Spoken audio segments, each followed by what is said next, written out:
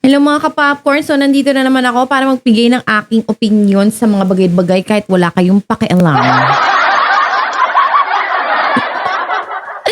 Kailangan ko mag-topic everyday eh. Syempre, no?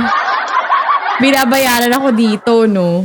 So anyway, ang topic natin for today is yun nga, nag-sorry daw itong si Joey De Leon dito kay Miles Ocampo dahil tila binody shame niya ito in public.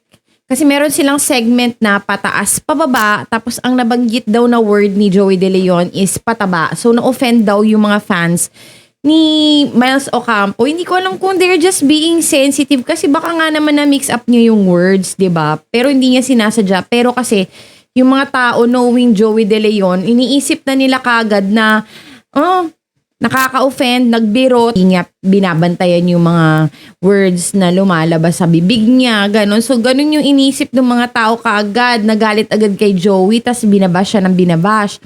Tapos, kinabukasan, sobrang takan-taka daw si Joey kung bakit siya binabash. Lumapit daw siya kay Miles Ocampo, tapos sabi niya kay Miles, bakit ako binabash ng mga tao?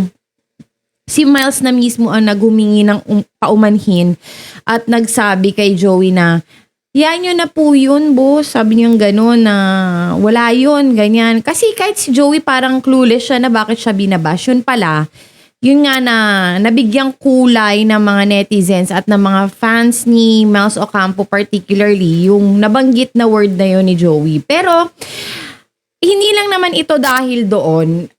Itong ginawa kong content na ito is generally para dun sa mga nagbabody shame. Yung talagang purposely ng babody shame. Kasi iba yung standard of beauty natin ngayon, no? Talagang ang tinitignan natin yung sexy, yung payat, yung maputi, matangos ang ilong. Yun yung naging standard natin sa pagiging maganda. 'Di ba? Na ewan ko kung bakit naging ganun. Siguro dahil sa mga pinapakita sa mga telebisyon, sa magazines, kung saan-saan mga visuals, sa mga billboard na ganito ka-perfect dapat ang babae, ganyan-ganyan. Kaya syempre, ang dami nag-i-expect, lalo na yung mga kalalakihan na magiging ganun din yung jowa nila. Diba? Nakakaloka kasi meron ako nababasa sa mga forum na parang yung jowa daw niya ay mahilig daw sa mga mga almost perfect daw. Kung perfect siya, dapat mukhang Piolo Pascual siya, mga ganon. 'Di ba? Kung naghahanap siya ng mga perfect. Well, anyway, mabalik tayo dito sa mga nagbabody shame na ito.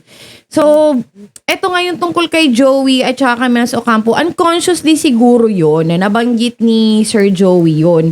However, kasi kapag nagbibiro naman talaga to si Sir Joey minsan, talagang minsan nakaka-offend. So, hindi mo rin masisisi yung mga netizens na gano'n yung nireact nila.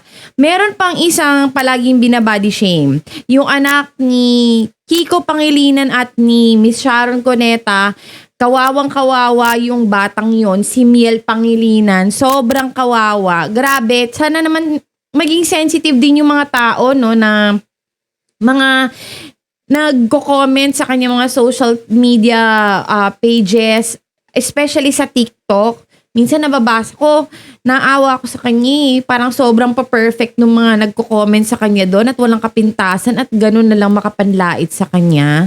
'Di ba? Bata pa 'yun.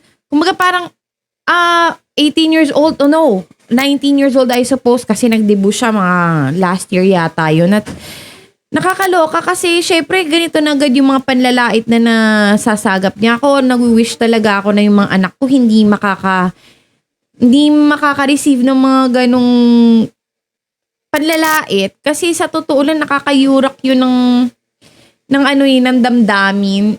I'm sure marami naka-experience dyan yung mga nilalait-lait, binubuli nung bata pa at talagang merong effect yun sa paglaki ng isang individual na imposibleng walang effect yun kasi napaka-strong mo nun. Superman ka ba?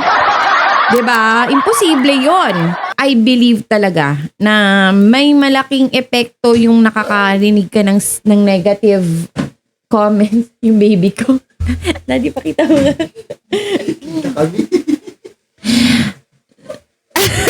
Ayan o. Naku, sana itong mga anak ko hindi makareceive ng mga panlalait dahil naku, makakasabunot ako na wala sa panahon. So, yun nga, no, imposible kasi na talagang hindi natin madala yung pagtanda natin, lalo na yung mga at a very young age, maraming mga naririnig na mga komento, mga negative. 'Di ba? Yung mga magulang nga 'di ba, minsan di nila alam na nakakasakit sila ng mga anak nila kapag nagkokomento sila na hindi maganda. Hindi nila alam na nadadala ng isang individual yun, ng isang bata yun, paglaki niya na naalala ko yung mama ko, sinasabihan ako ng ganito, ng ganyan. Ang effect nun sa isang individual is nagkakaroon siya ng katanungan sa sarili niya, sa itsura niya, sa abilidad niya. Lalo na kapag nilait mo yung katalinuhan niya, yung kinwestiyon mo yung level ng kakayanan niya, yun yung mga nadadala mo paglaki mo, na nagkakaroon ka ng question sa sarili mo na, totoo kaya yung sinasabi ng magulang ko? Kasi magulang ko mismo yung nagsabi nito sa akin. Totoo kaya yung sinabi ng mga classmates ko? Sobrang laking factor nun para sa isang individual. Now, ito, mabalik tayo dun sa anak ni Kiko at ni Sharon.